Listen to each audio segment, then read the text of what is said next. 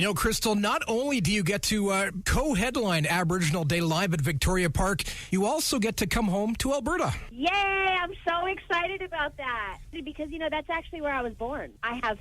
My whole family is coming out to see me, and that's really special to me because that's rare that I have any family that gets to come out because, my base is in Los Angeles. We do shows all over Canada, but it's rare that we're ever in Edmonton. So it's exciting. Well, Crystle, you've been in some movies, but you're also known for your DJ skills. How did you get started out with that? I started DJing about 8 years ago, but I started actually getting paid 6 years ago.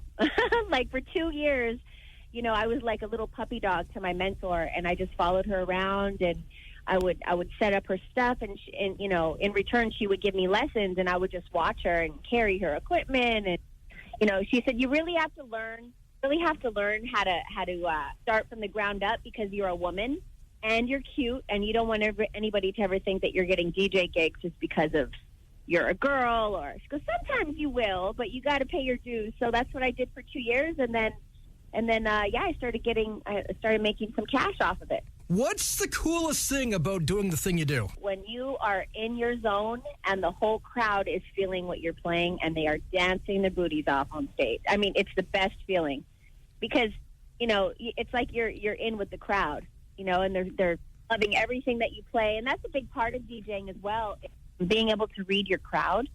A lot of people think that it's just playing the popular music, it's playing this and that. You have to read your crowd. You have to keep them on the dance floor, and that takes another skill. Crystle Lightning joining CFWE. Crystle, tell us about meeting Red Cloud and the formation of Lightning Cloud. Well, Red Cloud and I met at a photo shoot for this magazine called Native Threads magazine, and he was Red Cloud, the solo MC, and I'm doing my own thing, and we both had a spread in the magazine. And we met that day, and, at the time, we were both in separate relationships. And he comes up to me, and he says, hey, Crystle, I heard you're a DJ, and I'm actually looking for a DJ to go to Canada, and I heard you're Canadian, because I'm going on tour, and I need to take a Canadian DJ with me. And I was like, oh, well, that sounds cool. And he was like, and I'll pay you X amount of dollars. And I said, okay, now you have my attention. So we went on tour together for 2.5 weeks up in Ontario, and that's how we met. And then actually during that tour, we, there's long points in between shows where you're just driving for 7-8 hours. And I was in the back seat, and I started rapping to something in the back seat like Snoop Dogg, or it was something popular. And he goes, Crystle, you sound really good. I want you to do a hook for me when we go back to L.A., and I want you to do it in an accent. And, because I'm an actress, I've studied my whole life, so I can do different accents and stuff. So we recorded this song called Get Tribal, and people loved our chemistry together. So then we recorded another song, and then another song, and then pretty soon we have 4 or 5 songs recorded, and then pretty soon we almost have an album.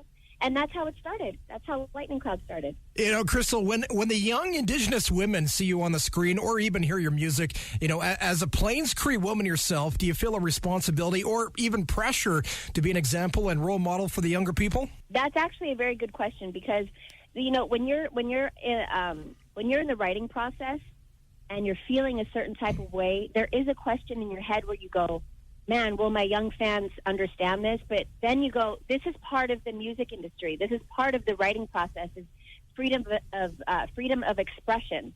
And sometimes I want to write a party rock song where it's about just at the club and dancing and having a good time with your friends. And then sometimes I feel a responsibility to be honest and say, you know what, I want to write a song about my childhood or the trials and tribulations about being an artist, and in that sense, I feel a responsibility to be honest, and I've tried to let go of that pressure of, I want to give what the people want to hear. I feel I need to just be true to myself and be an artist, and there's going to be some people that like our music, and there's going to be some people that don't, and hopefully there's more people that do. So, yeah. There's 2 sides to that. As a young Indigenous woman, Crystle, what does Aboriginal Day mean for you every year? Every year, Aboriginal Day means to me just it's pride in our people. It's everybody coming together through art and through music, and it's just a day to celebrate being Indigenous. And I'm just so grateful to be a part of it. And the fact that it's going to be broadcasted all throughout Canada is just such an amazing thing. I'm so grateful to APTN for bringing us out once again. There was a quote that I just absolutely love, and it was by this man named Louis Riel, and he said, our people are going to be asleep for hundreds and hundreds of years, but it's going to be the artists that wake up our people. So art through, music, through cinema, through public speaking.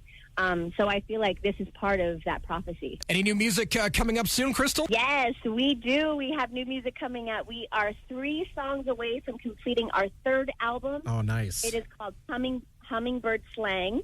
And this album is, every album that we do is a little bit different. And this particular one, I'm super proud of because, again, like the question you asked earlier, it's very true. And there's a lot more songs about just real stuff in there, and I'm really proud of it. It's kind of raw, so I can't wait for you guys to hear that. Hey, Crystle, can't wait to see Lightning Cloud perform in Edmonton June 21st. It's going to be a great show. I'm so excited. You guys are in for a treat. We are bringing Aztec dancers all the way from, we're bringing the southern tribes up to the north. We have 8 Aztec dancers. We have a drummer. We, their outfits are absolutely spectacular. They've been, they're designed just for this show in particular, and it's going to be an on-fire performance.